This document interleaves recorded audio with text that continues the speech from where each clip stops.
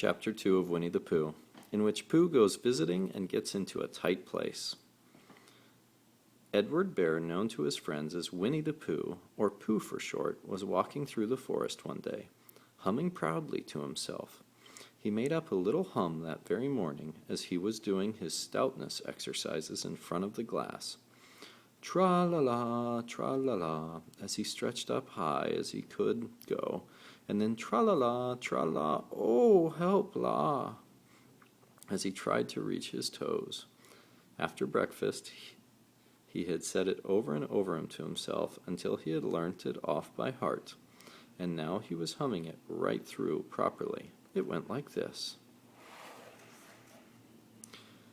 Tra-la-la, tra-la-la, tra-la-la, tra-la-la, rum-tum, tiddle-um-tum, tiddle-tiddle-iddle, tiddle-iddle, tiddle-iddle, tiddle-iddle, rum-tum-tum, tiddle-um.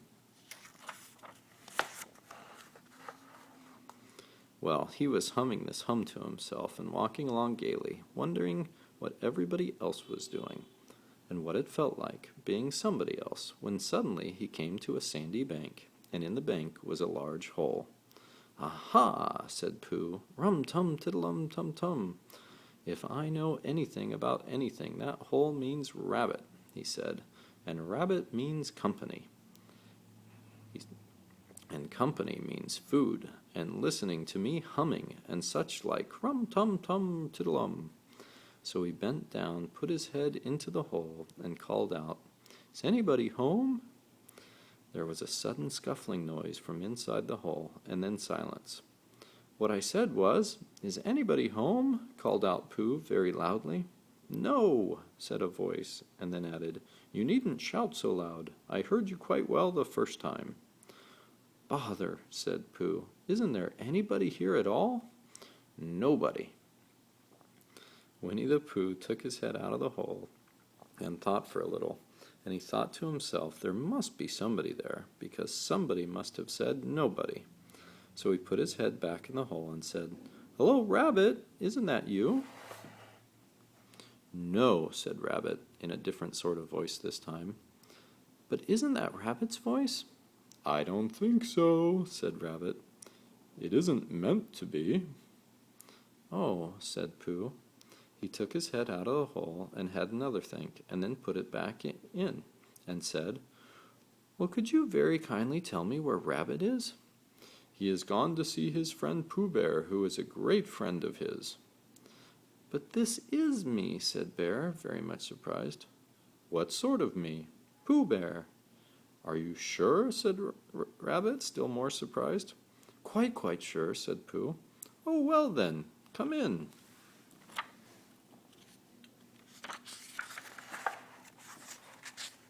So Pooh pushed and pushed and pushed his way through the hole, and at last he got in. "You were quite right," said Rabbit, looking at him all over. "It is you. Glad to see you." "Who did you think it was?" "Well, I wasn't sure. You know how it is in the forest. One can't have anybody coming into one's house. One has to be careful. What about a mouthful of something?" Pooh always liked a little something at 11 o'clock in the morning, and he was very glad to see Rabbit getting out the plates and mugs, and when Rabbit said, "Honey or condensed milk with your bread," he was so excited he said, "Both." And then, so as not to seem greedy, he added, "But don't bother about the bread, please." And for a long time after that he said nothing, until at last, humming to himself in a rather sticky voice, he got up, shook Rabbit lovingly by the paw, and said that he must be going. "Must you?" said Rabbit politely. "Well," said Pooh, "I could stay a little longer if you—" and he tried very hard to look in the direction of the larder. "As a matter of fact," said Rabbit, "I was going out myself directly." "Oh, well then, I'll be going on. Goodbye." "Well, goodbye, if you're sure you won't have any more." "Is there any more?" said Pooh quickly. Rabbit took the covers off the dishes and said no, there wasn't. "I thought not," said Pooh, nodding to himself. "Well, goodbye, I must be going on." So he started to climb out of the hole. He pulled with his front paws and pushed with his back paws, and in a little while his nose was out in the open again, and then his ears, and then his front paws, and then his shoulders, and then— "Oh, help!" said Pooh. "I'd better go back." "Oh, bother," said Pooh. "I shall have to go on." "I can't do either," said Pooh. "Oh, help and bother." Now by this time Rabbit wanted to go for a walk, too, and finding the front door full, he went out by the back door and came round to Pooh and looked at him. "Hello, are you stuck?" he asked. "No," said Pooh carelessly, "just resting and thinking and humming to myself. Here, give us a paw." Pooh Bear stretched out a paw, and Rabbit pulled and pulled and pulled.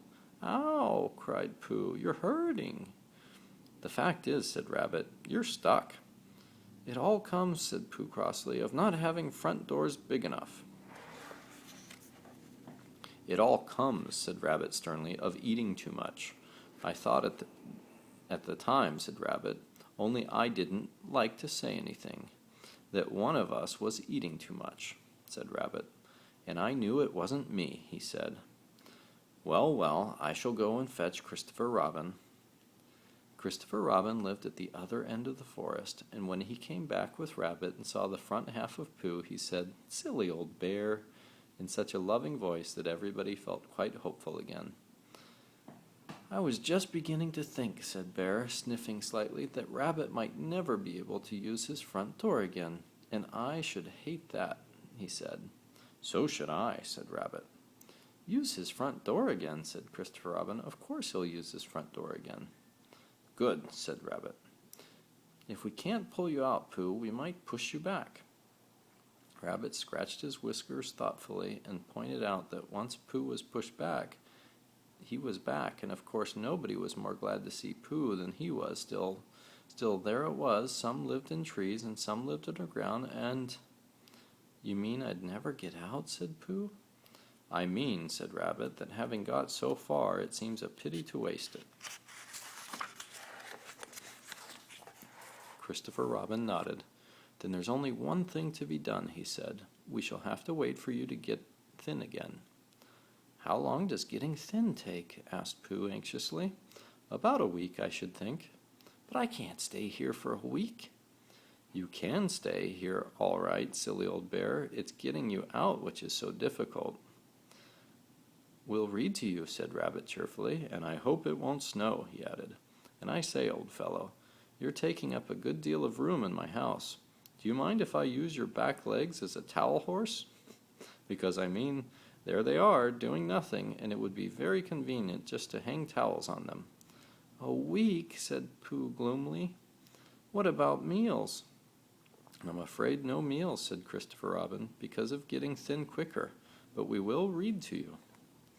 Bear began to sigh, and then found he couldn't because he was so tightly stuck, and a tear rolled down his eye as he said, "Then would you read a sustaining book, such as would help and comfort a wedged bear in great tightness?" So for a week Christopher Robin read that sort of book at the north end of Pooh, and Rabbit hung his washing on the south end. And in between, Bear felt himself getting slenderer and slenderer, and at the end of the week Christopher Robin said, "Now!" So he took hold of Pooh's front paws, and Rabbit took hold of Christopher Robin, and all Rabbit's friends and relations took hold of Rabbit, and they all pulled together, and for a long time Pooh only said, "Ow!" and "Oh!" and then all of a sudden he said, "Pop!" just as if a cork were coming out of a bottle. And Christopher Robin and Rabbit and all Rabbit's friends and relations went head over heels backwards, and on top of them came Winnie the Pooh, free. So with a nod of thanks to his friends, he went on with his walk through the forest, humming proudly to himself. But Christopher Robin looked after him lovingly and said to himself, "Silly old bear."